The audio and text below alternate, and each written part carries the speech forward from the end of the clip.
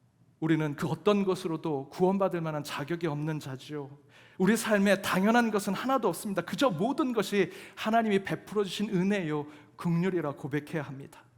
그렇게 주님께서 거저 베풀어 주신 은혜와 긍휼로 저와 여러분이 지금 이 자리에 앉아 있는 것이지요. 그렇게 구원받는 자가 되고 그렇게 그리스도인으로 택함 받은 자가 되었음을 깨닫고 여러분 한 주 주님이 주신 그 덤으로 사는 인생 가운데 감사와 찬양으로 채워진 여러분의 삶이 되기를 주님의 이름으로 축복합니다. 이 시간 그 은혜를 함께 찬양하며 결단하며 나아가길 원합니다. 저와 여러분, 우리 인생의 모든 것 당연한 것 없습니다. 내가 건강해서 여기 자리에 왔지, 내가 그래도 세상에서 어느 위치에 있으니까 이 자리에 앉아 있는 것이지, 아니요, 다 하나님이 베풀어 주시고 긍휼과 자비 가운데 주신 것이지요. 은혜라고 고백하셔야 됩니다. 당연한 것 하나도 없습니다. 하나님께서 베풀어 주셨기 때문에 그것을 누리며 우리가 살아가는 것입니다. 오늘 찬양으로 그 하나님의 은혜를 다시 한번 결단하며 나아가길 원합니다. 내가 누려왔던 모든 것들이, 내가 지나왔던 모든 시간이, 내가 걸어왔던 모든 순간이 당연한 것 아니라 은혜였소. 아침 해가 뜨고 저녁에 노을, 봄의 꽃향기와 가을의 열매, 변하는 계절의 모든 순간이 당연한 것 아니라 은혜였소. 모든 것이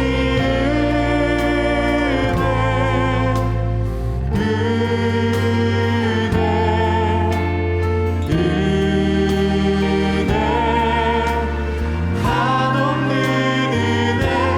내 삶에 당연한 것 하나도 없었던 것을, 모든 것이 은혜였소. 내가 이 땅에 태어나 사는 것, 어린아이 시절과 지금까지 숨을 쉬며 살며 꿈을 꾸는 삶,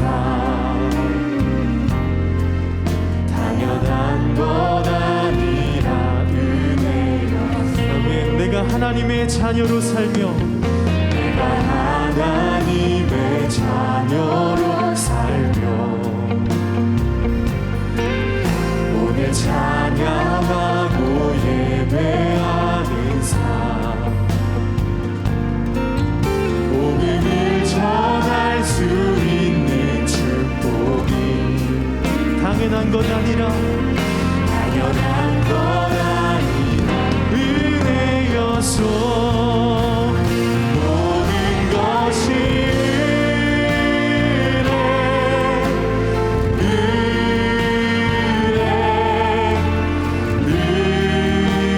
은혜, 한없는 은혜. 내 삶에 당연한 것 하나도 없었던 것을, 모든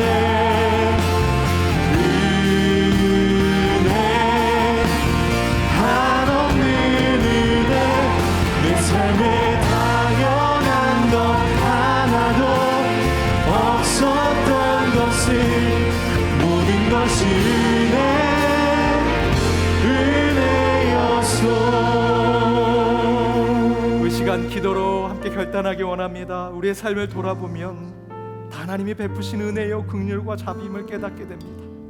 뭔가 해보려고 공로를 세우고 노력하고 선행을 해보고 봉사하지만 그것보다 그 위에 계신 하나님의 택하심과 우리의 부르심이 더 큰 은혜임을 이 시간 깨닫고 주님 앞에 기도하기 원합니다. 여러분, 우리 삶에 당연한 것은 하나도 없습니다. 하나님이 베푸시고 계획하시고 준비하시고 섭리하신 가운데 저와 여러분이 누리고 있는 것입니다. 오늘 이 찬양 가운데 또 말씀 가운데 주가 우리에게 주신 그 놀라우신 택하심과 부르심과 그 은혜를 이 시간 함께 합심하여 기도하기를 원합니다. 함께 기도하겠습니다. 하나님 감사합니다. 주께서 이곳에 함께 하셔서 우리에게 당연한 것 하나 없이 모든 것 베푸시고 택하시고 계획하신 가운데 있음을 깨닫는 저희들이 되게 하여 주옵소서. 그 베푸신 은혜 가운데 살아가는 저희들 되게 하여 주옵소서. 주여 이곳에 임하셔서 저희 가운데 저희들 오늘 말씀에 결단하는 저희들이 되게 하여 주옵소서.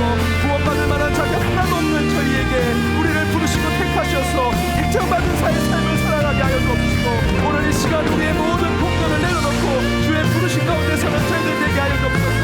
주의 긍휼과 자비에 우리의 신앙을 고백하는 저희들이 되게 하여 주옵소서.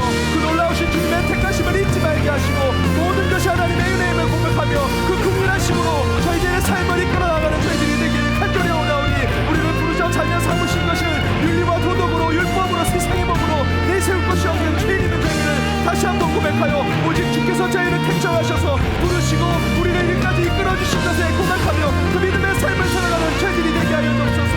모든 것이 은혜였다 고백하는 한 주의 삶 가운데 감사가 적어 넘치게 하시고 그 가운데 좋은 소식을 주시며 그 가운데 하나님의 능력을 체험하는 저희들이 되게 하여 주시옵소서. 긍휼과 자비의 하나님, 아무 자격 없는 저희를 부르셔서 주의 자녀 삼아주시고 윤리적으로 도덕적으로 율법적으로 세상 법적으로 아무것도 내세울 것 없는 죄인에 불과한 저희를 그저 부르시고 회개케 하시어 새롭게 하여 주신 것, 이 시간 저희들 주님 앞에 나와 고백하고 그 기쁨과 감사를 주님 앞에 드리오니 이 예배를 받아 주옵시며 말씀과 찬양 가운데 결단하여 저희들 아무 자격 없는 저희들을 부르신 것에 주님만을 찬양하는 저희들이 되게 하여 주옵소서. 모든 것 은혜입니다. 내게 주어진 것 당연한 것 없이 하나님이 베풀어 주시고 하나님께서 허락해 주신 것임을 깨달아 거저 주신 그 은혜의 삶을 이제 하나님을 위해, 하나님 나라를 위해, 이 교회를 위해 살아가는 저희들이 되게 하여 주옵소서. 예배자로 서 있는 이들 가운데 육신의 질병으로 마음의 깊은 상처로 이곳에 있는 이들이 있습니다. 주여 그들에게 긍휼과 자비를 베푸셔서 여호와라파 치유 하나님께서 그들을 회복시켜 주시고 치유케 하여 주옵시며 그 상한 마음 가운데 주님의 평안과 위로를 허락하여 주옵소서. 지금은 우리 주 예수 그리스도의 은혜와 하나님의 크신 사랑과 성령님의 감동 교통 역사하심이 아무 자격 없는 저희를 부르시고 택하셔서 하나님의 그 놀라우신 은혜와 자비를 깨달아 이제 그 믿음대로만 살기로 다짐하며 나아가는 모든 연동의 권속들과 그들의 가정, 그들의 일터, 이 교회, 더불어 해외 곳곳에 있는 연동의 디아스포라와 이 나라 이 민족 위에 이제로부터 영까지 함께 하옵시기를 간절히 축원하옵나이다. 아멘.